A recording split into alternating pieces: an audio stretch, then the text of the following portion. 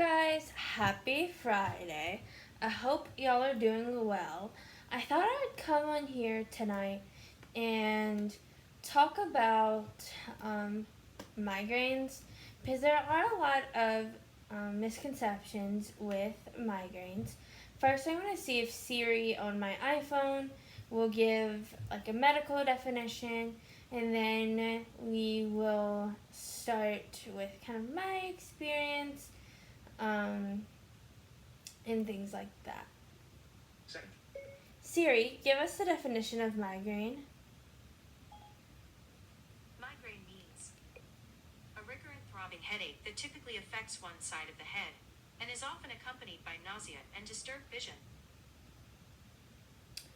Okay, so I hope y'all can hear that. I'm going to play this back when I'm done to make sure y'all can hear Siri. But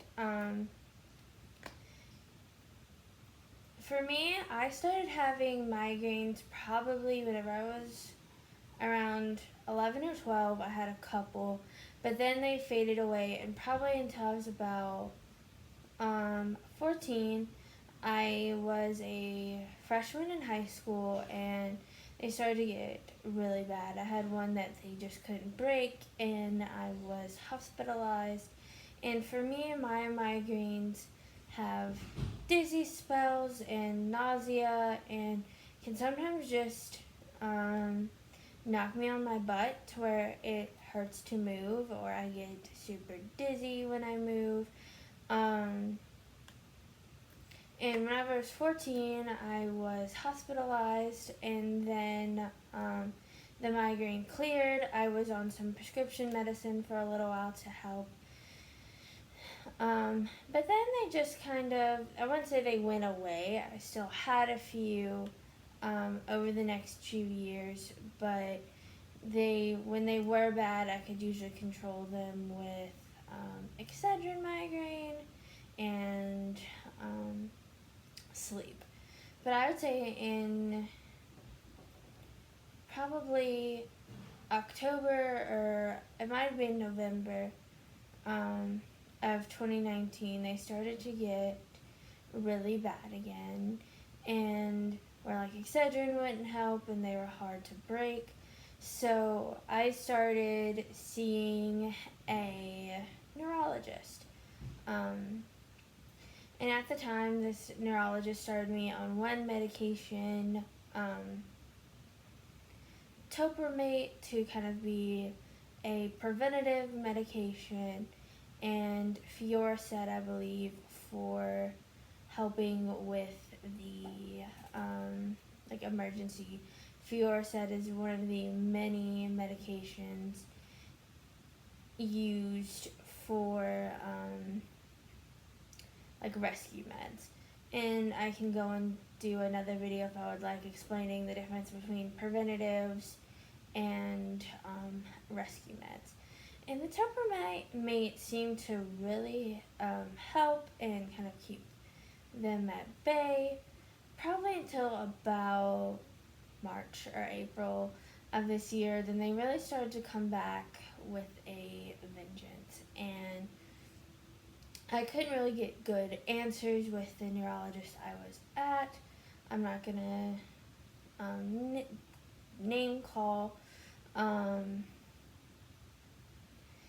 in this video. If y'all would like, I could do a neurologist story and talk about my first neurologist that I had, and then the second neurologist I've had as an adult. I had pretty good pediatric neurologist, but once I turned 18, I had to find adult neurologists. But once I started calling because I was having just this really bad migraine that wouldn't break. The medicine that they were giving me was not really working.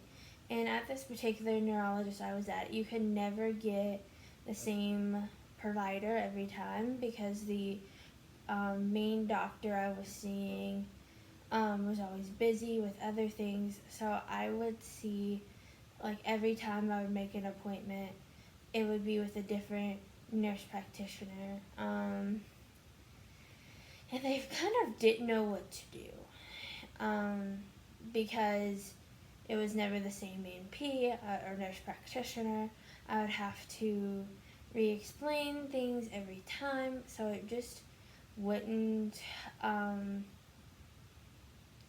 It really didn't work out, and things are just kept progressively getting worse. And so I was frustrated. I was really frustrated when this nurse practitioner finally said, "We don't know what to do with you. We're referring you to an actual neurologist, or a neurologist who might know more of what to do."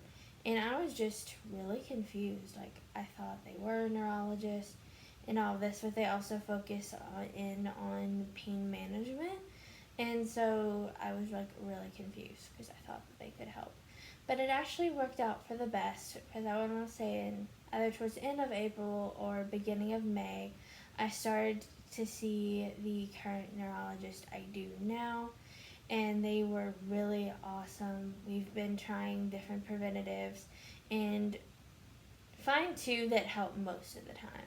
There are still a few times I have to go to the ER to get more aggressive meds that they can't give in the emergency room, and or that they can't give outside the emergency room, that they can only give intravenously or IV in the emergency room.